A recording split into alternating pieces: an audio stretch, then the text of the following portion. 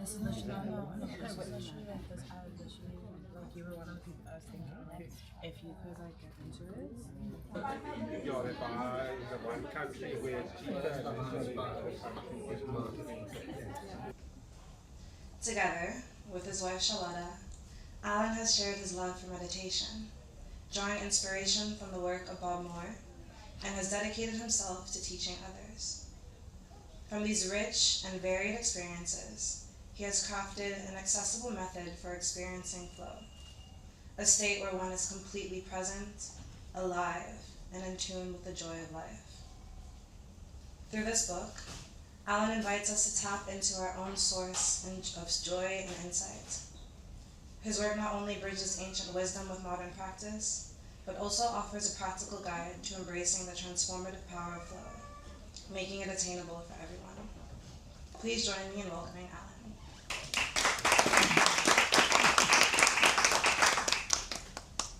So a book is quite obvious, and you have more than enough material to write any book.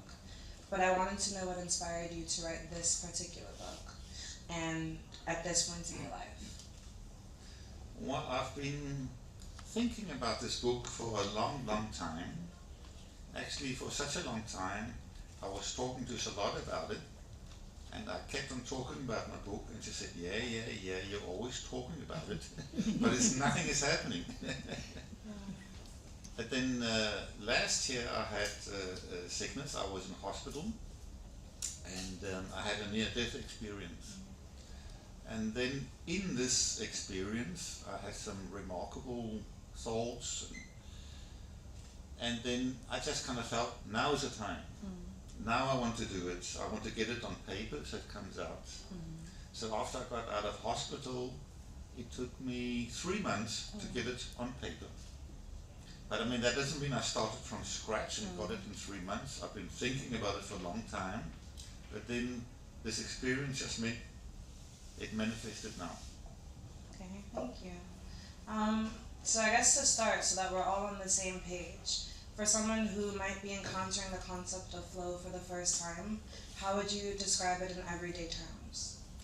The almost official definition of flow is that it's when you feel your best and when you perform the best. So it is the state of body and mind that when you are in flow, you feel really, really good. And my website is called Feel Good Flow Net, because flow is not just about flowing. I mean, that's good, but it's also about feeling good, because when you're in flow, your body releases happy hormones. And I call it happy hormones, but you can also call it health hormones, because it's really good for your health. Makes you happy and makes you feel good. But also, if you talk about people doing sport or business on a very high level, when you're in flow, you are much more productive and much more effective, and you do some really good things. And if you look at people, if you look at the Olympics, all those people breaking records and doing great things, they are in flow. And most people, or everybody, has experienced flow spontaneously once in a while, but the message in my book is you can have it on demand every day. And how do we do that? I mean, I understand for you on the trapeze, there's a moment, when you're exerting a lot of energy, or, as a creative, when we're in that moment. But if you're not a creative, if you're not, doing a high exertion of energy, how do you just get into flow? In the book I have several methods, but one of the very simple methods is just to have your own flow at time. You surround yourself with everything that makes you feel good. To get into flow, there are certain triggers. And for different people, there are different triggers. It could be music, it could be a smell, it could be a thought, it could be a good glass of wine, some good food. So whatever makes you feel good, you have it surrounded. And also the most important place is the bedroom. So you have it as the last thing you look at, and the first thing you look at when you wake up. Okay. I found out that something magical happened. Time stood still, everything was in slow motion, and even though I was risking my life and doing something that demanded quite a few things, I was feeling really, really good. And then I thought to myself, wow, this is good. I wonder if I can get into this state of body and mind without risking my life and without exerting myself so much. Yeah. And you could. I could, I love yeah. that for you. I was brought up Christian Afrikaans, went to Jan van Riebeeck, and we had Christian classes every morning for about half an hour or 1 hour, and I thought they were quite boring. Serious and quite boring and morbid. And I thought there must be some other way, of experiencing life. And when I saw these books on yoga, I said, wow, okay, maybe this is me. So I started doing the exercises. I especially like the breathing exercises, pranayama, that lifted my energy, made me feel good. And I thought, why can't other forms of faith, like Christianity, be so good? I mean, why does everything have to be so boring and morbid? Yeah, that's true. I was looking into yoga, Buddhism, Taoism, all kinds of things. But then Charlotta, my wife, started painting icons. And her teacher, Gregorius, comes from a place called Mount Athos. And I discovered that there's other phases of Christianity that have a completely different approach to faith than what I was brought up with. So I thought, oh, this is great. I would like that. And on Mount Athos, there's an icon called Transfiguration, which is where Jesus Christ, he becomes infused with all this light. And in their tradition, if you go to the top of Mount Athos, then you can experience the same thing. Oh, wow. So I tried that. Yeah. It didn't quite happen that way. No shining, but But Gregorius, he's full of humor. So when I came back from the mountain and he opened the door, he said, oh, I can't see, I'm blind. Who is it? And I said, it's just me. How do you see the concept of flow as a practical tool for transformation in your everyday life? Well, for me, flow, the best part of flow is if you touch the center of your being, and then you align yourself with the cosmic flow of creative energy. And for me, that experience is much more transformative than thousands of hours of therapy, or any kind of medicine you want to take, or any drug you want to take. It's much, much better than that. So for me, the experience of flow is what keeps you healthy and what can keep you living for a long time. I've decided I'm going to be 100 years. Oh, okay, I like that. Yeah, rounded. But not just because I want to live more years, I also want to live really good years.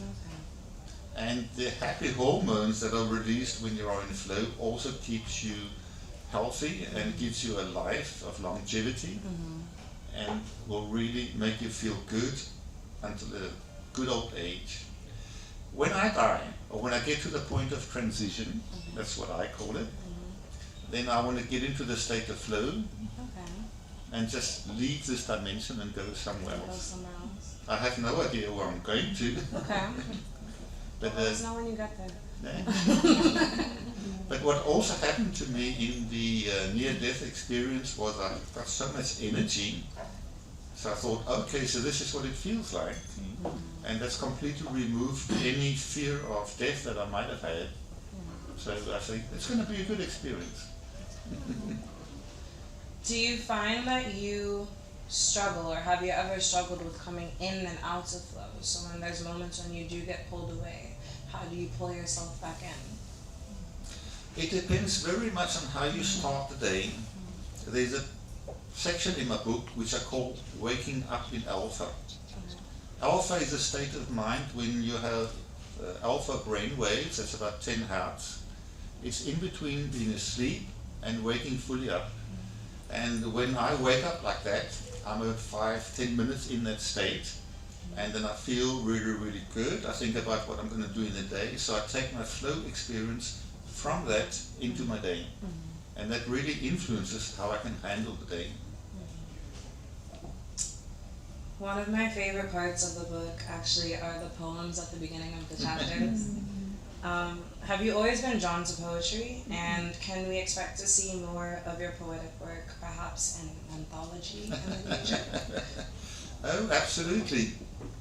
I really like writing. When I was in school, my favorite classes were writing essays. I really like that. And I love writing poetry because many of the experiences in flow are difficult to put into words. But in poetry you can more easily, or I can more easily, express what I feel. And my last question. Your journey from trapeze to embracing spiritual wisdom speaks volumes about overcoming internal barriers and reclaiming your true voice. What do you believe is the core message about flow that ties all of your experiences together? And what is one key insight that you hope that readers will carry after reading this book? The one key thing I think I would like everybody to understand is that flow is not just for people doing some very special things, being it spiritual, a monk meditating for thousands of hours, or an Olympic athlete training for thousands of hours. It's available for everybody. Everybody can have it every day on demand. And there's nothing mystical about it. It's quite easy. Everybody can do it, and in the book there are exercises. So if you do those exercises, you can have flow every day, and your body releases happy hormones which make you feel fantastic. I think that's the most important message in the book. Thank you. I could describe it as a roller coaster of life, or does it steady out and become more even? And if you're experiencing a down, how do you transform that into an up? That's a very good question. And if you start to work with this seriously, what happens is that it's not a magical quick fix in any way, but the periods where you are down, they become less frequent and less intense, and the periods when you feel up, they become more frequent and more intense. So it's a kind of a gradual thing.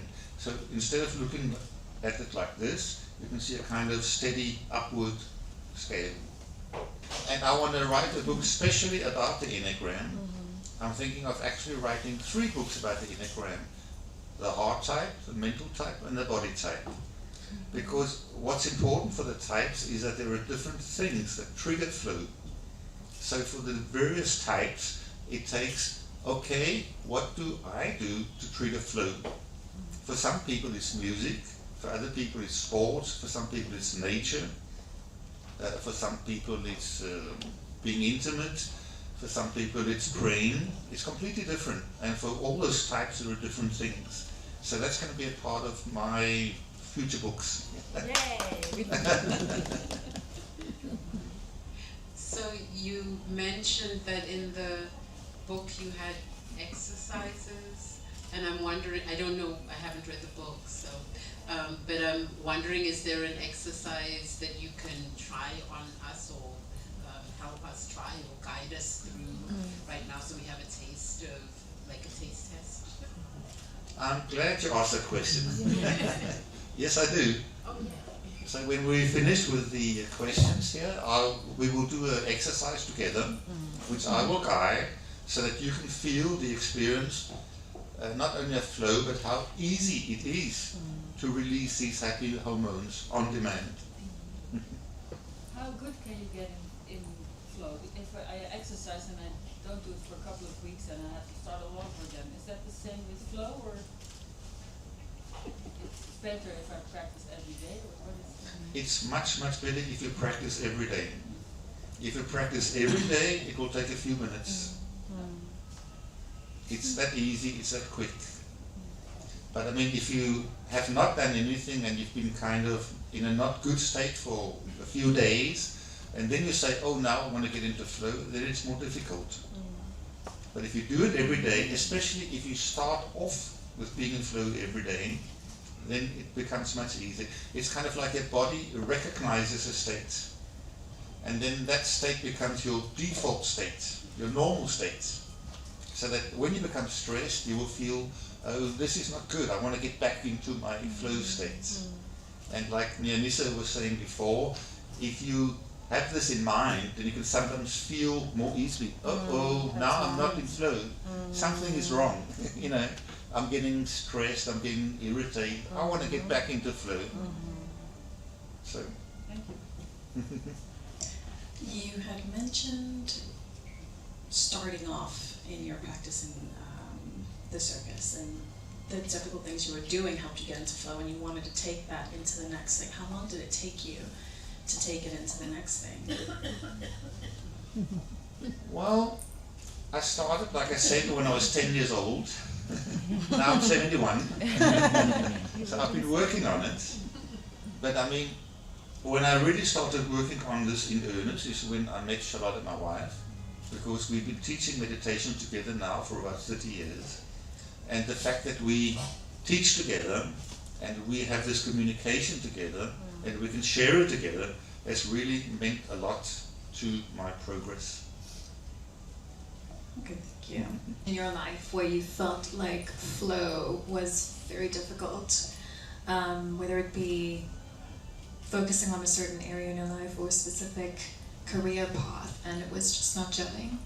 And how did you get out of it? How did you get back into flow? Or did you at all get back into that flow in that chapter in your life? Well, one of the periods of my life that was challenging, I like to refer to periods where it's not so easy as challenging. I've never had problems. I've just had interesting, challenging periods. Interesting. But one of them was when I moved to Denmark to settle there. Because, I mean, one thing is to go through all these countries like I did when I was in circus. I traveled through most European countries, and that was fun. But to settle in a country is a bit different. You have to kind of have a discipline to integrate yourself in a new way.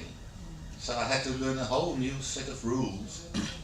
And one of the principles in flow is that the challenge that you have should be just a little bit higher than what you can do. There is a sweet spot there. And for a while I felt the challenge was a bit too big for me. So that was where I felt that it was too big of a challenge. But then I was very lucky and I met some people who could help me. I met my good friend Jeff, who's also from South Africa, living in Denmark. And when we could speak together about all these challenges that we have, it made it a lot easier. And then also at one point in Charlotte and I, we also were in some Buddhist groups together doing many practices.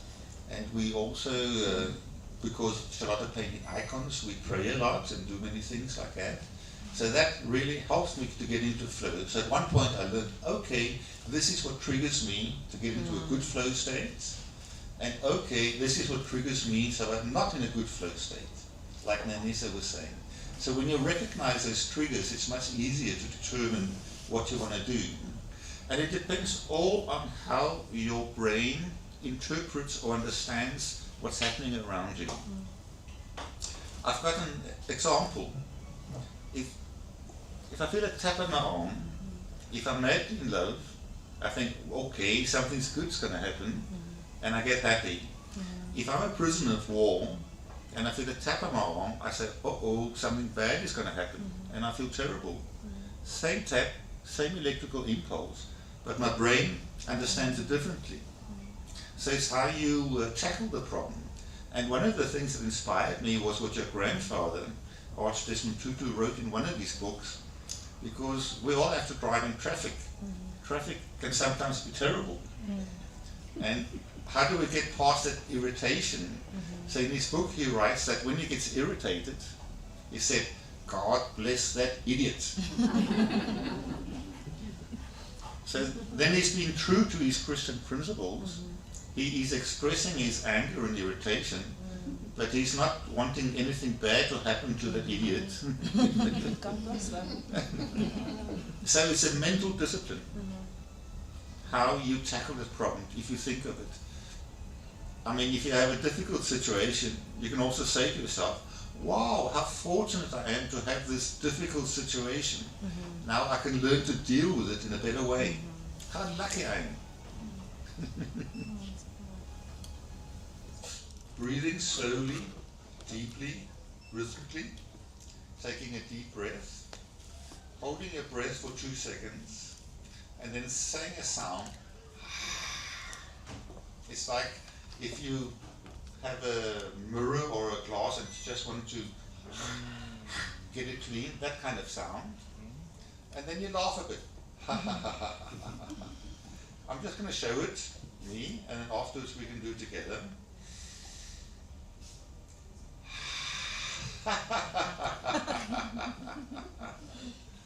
I can just explain what happens. When you breathe slowly, then your thoughts calm down. You get into the alpha state. When you make this sound, it relaxes your vagus nerve, and when your vagus nerve is happy, relaxed, then you are happy and relaxed. And when you make a small laughter, then your body thinks you're happy, even if you're not happy, and then your body releases happy hormones, and then you feel good. So it's very quick, very easy, very simple, and it works fantastic. So now we can all do it together. Okay, please breathe. 1, 2.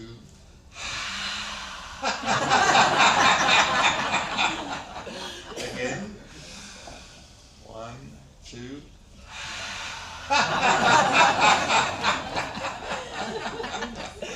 And again.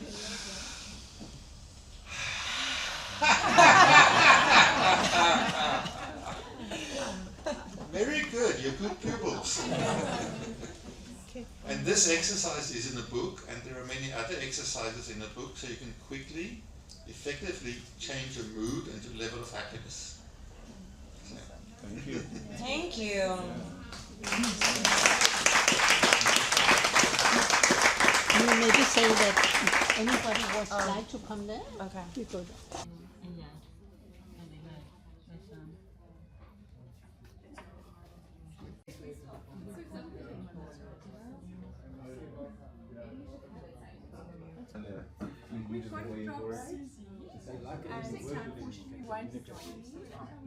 How long are you guys up for stuff?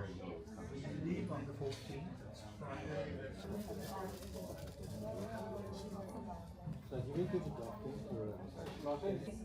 Ja, another hour.